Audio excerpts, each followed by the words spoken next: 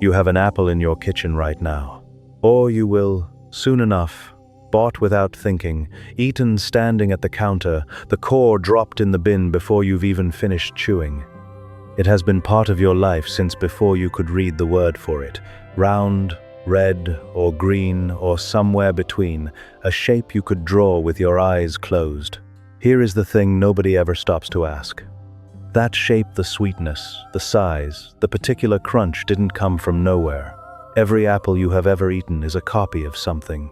A living original, still growing somewhere you have never heard of.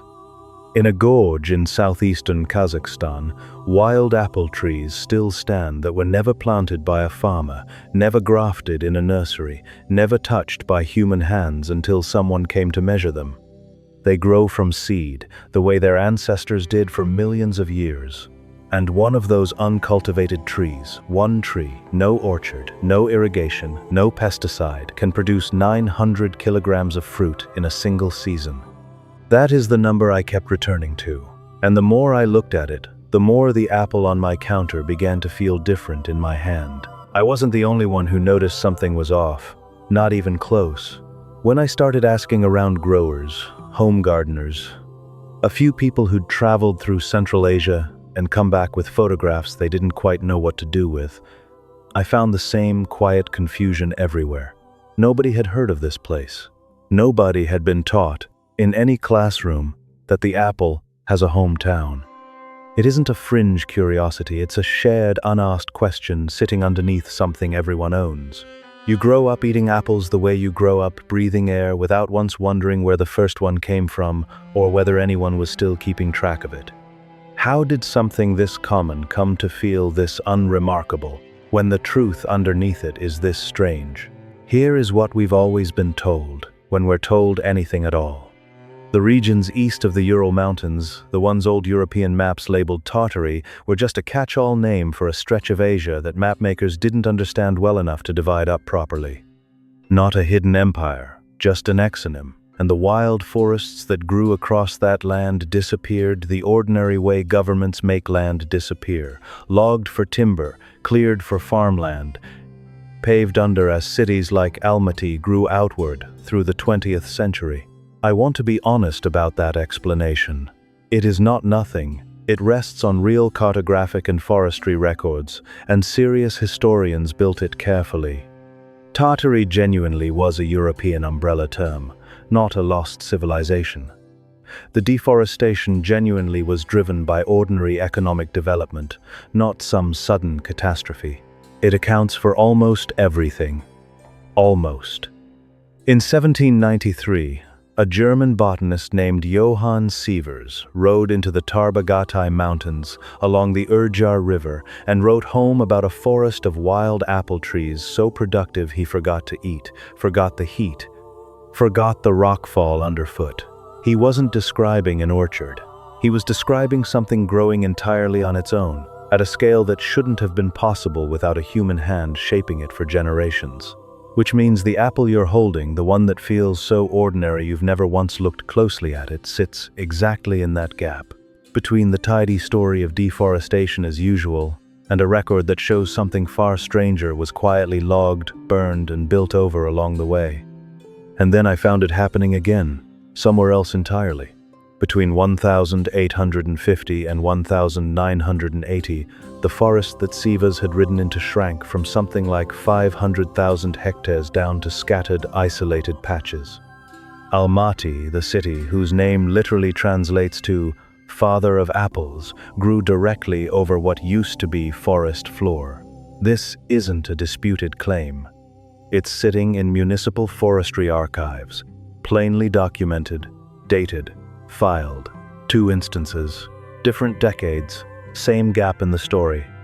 A wild forest first described in awe by a scientist in 1793, then quietly erased across the following century and a half, and the apple sitting in both of those moments, unaware of either. Because it doesn't stop with a forest disappearing. It keeps happening, in different places, to different people, for reasons no single government office was ever forced to explain all at once. In Saratov, Russia, in 1943, The scientist who had done more than anyone to map this forest's genetic importance died in a prison cell.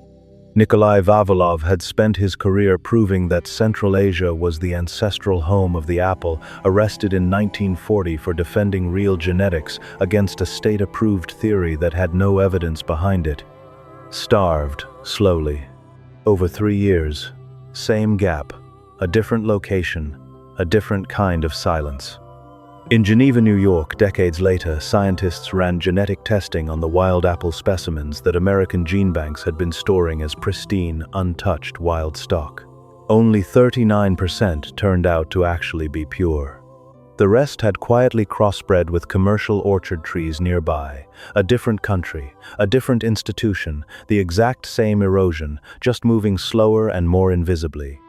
And back in Kazakhstan, in a place called Kuznetsova Gorge, roughly 200 hectares of that original forest are still standing, trees up to 160 years old, the last major fragment of something that once covered 500,000 hectares. Different countries, different decades, different institutions with no reason to ever speak to one another. And every single one of them arrives at the same specific outcome, the record of this forest thinning out, quietly. Almost nobody noticing until almost nothing was left. And the apple exists in every one of those places, not as a symbol, as the actual living thing. It is growing wild in the Tian Shan Mountains. It is sitting, half diluted, in a cold storage genebank in upstate New York. It is rotting in prison camp soil in Saratov, in the memory of a man who died, proving where it came from. It is not something that happened to one country. It is something that happened in parallel to the one plant every human being on Earth has personally eaten. Here is what the official explanation requires you to accept. Not as a conspiracy, as simple arithmetic. A Soviet state agency logging a forest for timber. A separate Soviet political apparatus imprisoning the one scientist mapping that forest's genetic value. An American federal gene bank, decades later and an ocean away, unknowingly cataloging diluted stock as pure. 3 completely disconnected institutions, in 3 different countries, across nearly 2 centuries, all converging on the same result, a wild forest, and the knowledge of what it was, both quietly thinning to almost nothing, at almost the same time, with no memo between them, no shared directive, no coordination mechanism connecting a Kazakh logging permit to a Soviet prison file to an American snip array. Sit with that for a second. No shared authority ordered all 3. No single decision explains all 3. And yet all 3 land on the same disappearance. I am not saying someone coordinated this. I am saying the official explanation has never once been required to account for why 3 unconnected systems produce the same erasure on the same subject without ever needing to talk to each other. The apple in your hand is what's left standing after that. Whatever the coordination was, however it happened, you are holding the surviving product of a disappearance that occurred independently across 3 countries. In a window, the official story simply calls a coincidence. If that arithmetic bothers you the way it bothered me, that's exactly the moment to hit subscribe, because what comes next is the one name in this entire record who was actually standing inside it. Aymak Jangaliev is in the Tian Shan Mountains, in the late 1930s, walking behind Nikolai Vavilov with a collection satchel over his shoulder.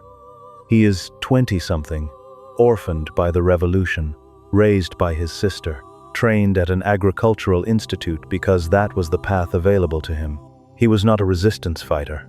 He was a junior botanist doing fieldwork for his mentor. When Vavilov was arrested in 1940, Jangaliev happened to avoid the same fate. The record doesn't say why, only that he did. He served in the war as an artillery officer, came home, and went back to studying the forest, because that was the job he had been trained to do, and there was no other job available to him that used what he knew.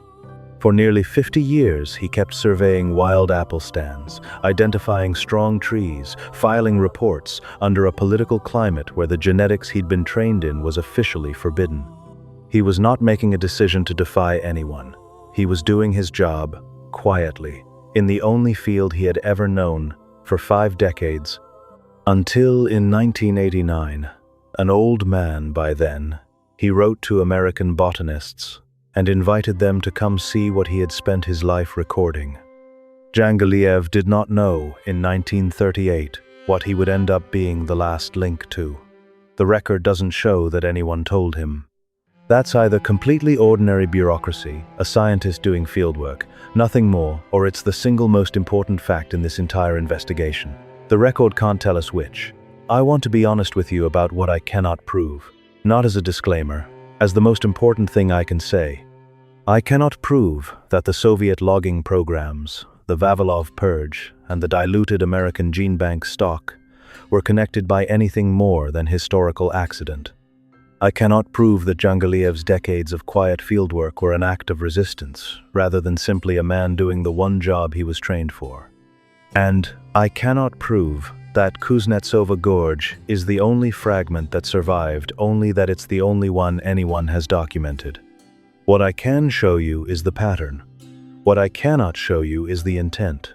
A pattern without documented intent is not proof of anything. It's a shape in the record that the official explanation has never been required to account for. I'll also say plainly, I've been looking at this pattern for a while now, and minds that look for patterns tend to find them. I'm not exempt from that. I'm not asking you to trust my instinct for where the gaps are. I'm asking you to look at the specific sourced instances I've laid out: Sivas's letter, the Almaty forestry records, Vavilov's death, the genebank testing, Kuznetsova Gorge, and decide for yourself whether the ordinary story accounts for all of them. It does not account for all of them. That's not my conclusion. That's the gap. There is one thing the record preserved that connects the apple in your hand to everything I've shown you. It's called the Kuznetsova Gorge Genetic Reserve, roughly 200 protected hectares inside Ile-Alatau National Park in Kazakhstan, holding trees up to 160 years old and 20 distinct wild genetic lines. A smaller, second copy exists too. 4,000 miles away, seed and grafted budwood sitting in cold storage at a USDA genebank in Geneva, New York, collected in the 1990s from the very trees Jangaliev spent his life mapping. It exists. It's accessible. It didn't survive because anyone in power decided to protect it. It survived because it sat in a gorge too remote to log efficiently, and in a cold storage freezer too obscure for anyone to notice, was carrying something the rest of the world had already forgotten to ask about. The apple is in your kitchen right now. It was there before you watch this. It will be there tomorrow. Nothing about its weight, its skin, its shape has changed.